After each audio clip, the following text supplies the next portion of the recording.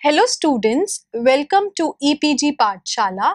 I am Reema Gupta from University of Delhi and today we are going to discuss about the module Cantilever from the paper Semiconductor Materials and Devices. So after completing this module, the students will be able to understand the theoretical background of the cantilevers and its type. Then we will be discussing about the shear force and the bending moment and the natural frequency of the cantilever with tip mass and without tip mass. So before moving further, let's discuss about the cantilever. So the major challenge for the 21st century is to develop the self-powered system, especially those which can be operated using energy harvesters as electrical power sources, which was governed by Jones et al. In 2001. So the self-powered devices are used in the wide range of wireless applications ranging from encapsulated implants to industrial process monitoring. Furthermore, the increasing demand of wireless sensor devices and networks in mobiles and the recent advent of the extremely low power operated electrical and mechanical devices makes such energy harvester sources very attractive. So the traditional power sources such as batteries have various limitations in the current wireless remote sensor systems, which include very large volumes, limited lifetime contribution to the environmental pollution, and huge maintenance requirements. So, exploring the possibilities of renewable, sustainable and green energy sources and to replace the fossil fuel is one of the most significant and challenging issues in the energy research. So, a number of ambient sources such as sunlight, heat, magnetic energy and mechanical vibrations have been studied for generating useful electrical voltage. So among them, mechanical vibrations are the most promising and are independent of the weather conditions, which offer great potential in various applications such as energy harvesters. So for harvesting mechanical energy, piezoelectric cantilevers are the promising and excellent candidates. So let us discuss about the cantilevers in detail in this module. Let us discuss about the cantilevers first. A structural element anchored at one end to a support and subjected to a load transverse to its axis at the other end is known as a cantilever. A cantilever is classified under a broader category of beam, and in general a beam can either be free from any axial force or the effect of this force may be negligible. Usually a beam is considered in horizontal direction and load in vertical direction. The load can be of two types. One is concentrated load and the another one is distributed load. The concentrated load is assumed to act at a particular point, though in practice it may be distributed over a small area. On the other hand, the distributed load is the one which is spread over the length of the cantilever. However, the rate of loading may be uniform or may vary from one point to another. And there are different types of support for beam which are as follows. So the first one is roller support. So students, you can see the figure for the roller support. In case of roller support, a beam rests on a sliding surface like a roller or a flat surface. The roller support can sustain a force normal to its surface as well as the possible movement on the supporting surface, which does not allow any resistance at that direction. Therefore, the reaction R along the rolling surface is 0 and it is present only normal to the surface, which is shown in the figure. Now the next support is hinged support. So the schematic for the hinge support is shown, and in case of such support, the possibility of translational displacement of the beam is 0. However, the rotation is possible. In this case, there can be reactions in vertical as well as in horizontal direction. So for the vertical direction, the reaction is represented by R, and in horizontal direction, it is represented by H. The next support is the fixed or encaster or built-in support. A built-in rigid support which does not allow any type of movement or rotation is called fixed or encaster support.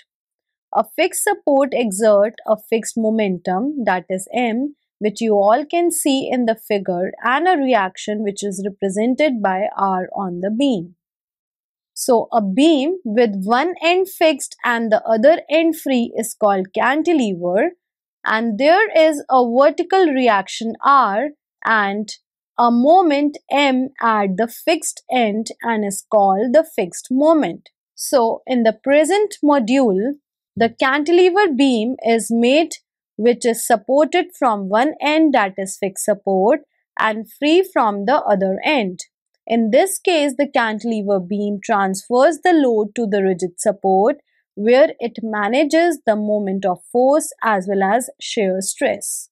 So here comes shear force. What is shear force? So shear force is one of the most important parameter in case of cantilever. It is an unbalanced vertical force on one side, that is the other than the fixed support of the cantilever beam, and it is the sum of all the normal forces.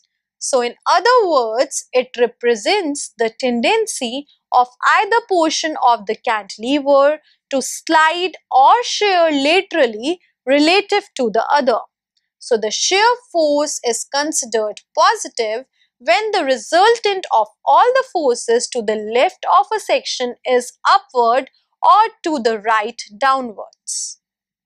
Bending moment.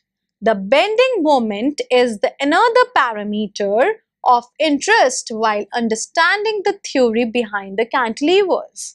Bending moment at some section of a beam is defined as the algebraic sum of the moments about the section of all the forces on one side of the section of the cantilever.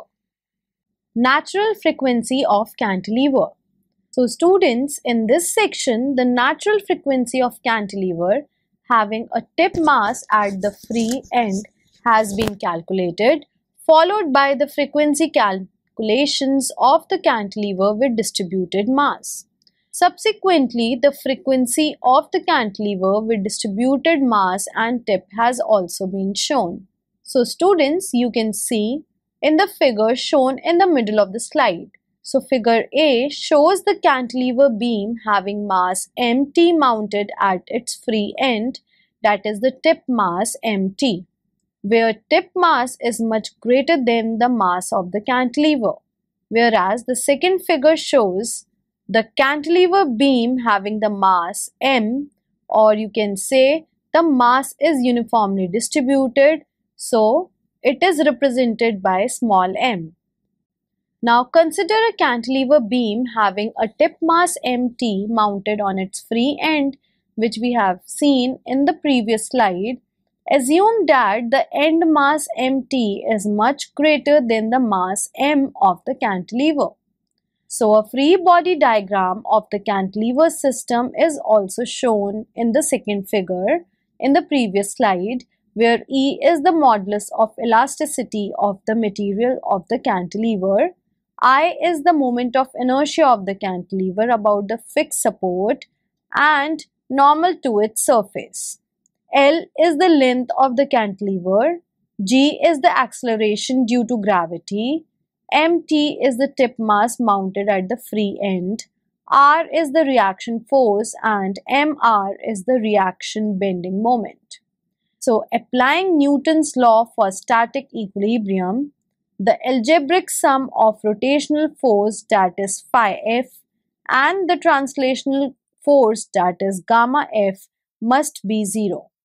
Therefore, the equation becomes summation phi f plus gamma f is equal to 0. So it becomes R minus mg is equal to 0, which implies R is equal to mg. Also, the algebraic sum of the rotational moment phi m and the translational moment lambda m must be 0. Therefore, at fixed end of the cantilever, summation phi m plus lambda m is equal to 0.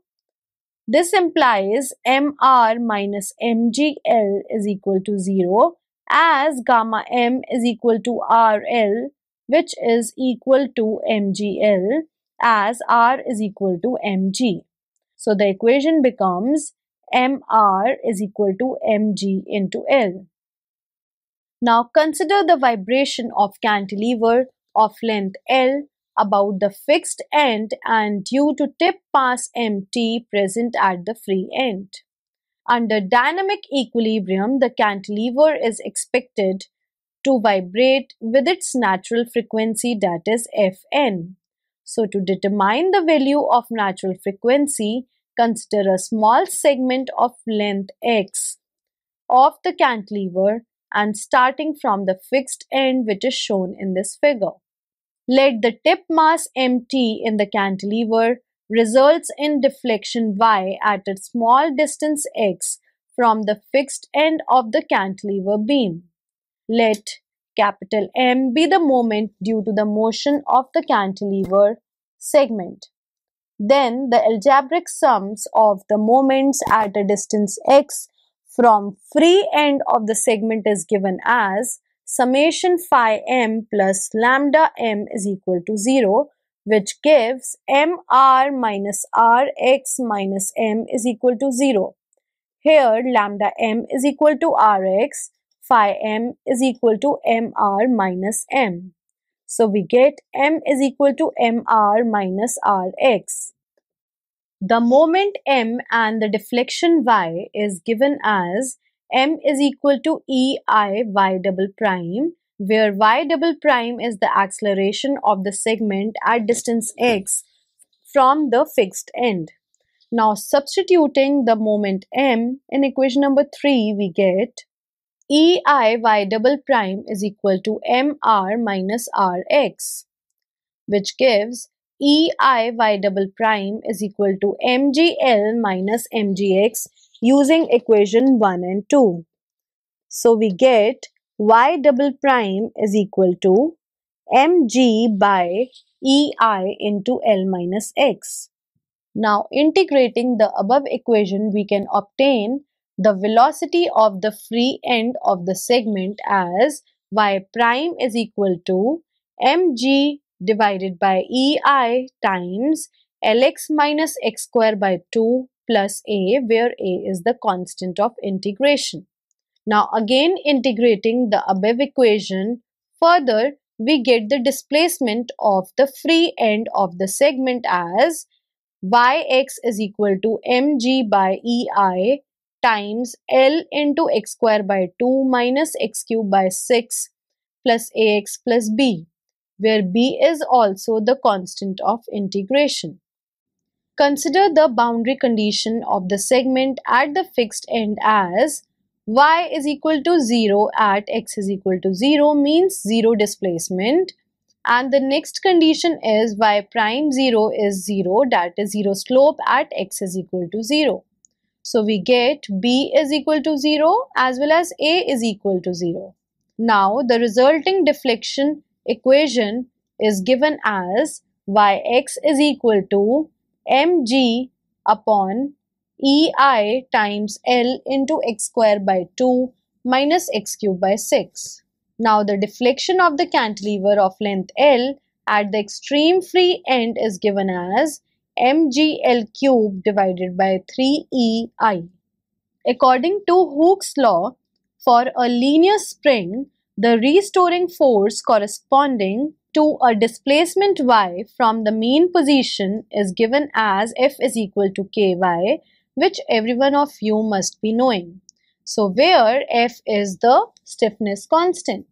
The direction of force is not considered in relation to the convenience, since the force at the free end, that is x is equal to L, of the cantilever is mg. The stiffness constant using equation 8 is given as k is equal to 3ei divided by L cube. The natural frequency Fn of a single degree of freedom system, such as a cantilever, is related to the stiffness K and the mass m. So the natural frequency is 1 upon 2 pi root K by m. Note that the mass term m is simply the tip mass of the free end of the cantilever. Therefore, using equation number 9, the natural frequency of the cantilever becomes F is equal to 1 upon 2 pi root 3 ei by ml cube. Now the next is natural frequency of cantilever without tip mass. So in the present case, the mass is uniformly distributed and there is no tip mass present. Let us now consider a cantilever beam having rho as mass per unit length as shown in the figure, which is shown in the next slide. We assume that the cantilever has a uniform cross-sectional area and the natural frequency and the effectiveness of the cantilever, that is without tip mass, is determined, where the default mass is represented by the discrete end mass. So students, you can see the schematic of the cantilever having rho as mass per unit length. So as discussed in the previous case, consider the segment of a cantilever of small length x from the fixed end and having a displacement y towards the normal to cantilever surface at distance x. The governing differential equation of the segment cantilever is given as minus ei del to power 4 by del x to power 4 is equal to rho times del square y by del t square. Now the boundary conditions at the fixed end x is equal to 0 are y is 0 at x is equal to 0. First derivative is 0 at x is equal to 0 means these two boundary conditions are at the fixed point. Now the boundary condition at a free end, that is x is equal to L, of the cantilever is given as del square y by del x square and del cube y by del x cube. All of them comes to be 0, that is 0 bending moment and 0 shear force. The quarter cosine wave solution of the equation is given as y of x is equal to y naught times 1 minus cos of pi x by 2L. So the first derivative for the above equation becomes dy by dx is equal to y naught pi by 2L sine of pi x by 2L. Similarly, the second derivative and the third derivative are y naught pi by 2L whole square cos pi x by 2L, and similarly the third derivative is minus y naught pi x by 2L whole cube times sine pi x by 2L, where y naught is the displacement of the cantilever at the free end, that is x is equal to L. Now it is important to note that the given equation or solution meets all the boundary conditions except for the zero shear force at the free end of the cantilever. So despite the failure of quarter cosine wave solution to satisfy zero shear force condition at x is equal to L, it is accepted as an approximate solution in order to describe the deflection of the cantilever. So the Rayleigh method is used to find the natural frequency of the cantilever with the distributed mass, that is without tip mass. The total potential energy P of the cantilever is given as P is equal to EI by 2 integration 0 to L times d2y by dx square whole square into dx. On solving this equation, we get P is equal to 1 by 64 pi to power 4 EI by L cube times y naught square. So the total kinetic energy T is given by 1 by 2 rho omega square integration 0 to L y square dx, where omega n is the angular resonance frequency of the cantilever beam. On substituting the value of yx using equation number 12, we get the kinetic energy T as 1 by 2 rho omega square integration 0 to L times y naught 1 minus cos pi x by 2L whole square dx. So the simplified version of T is 1 by 4 rho omega n square y naught square L into 3 minus 8 by pi.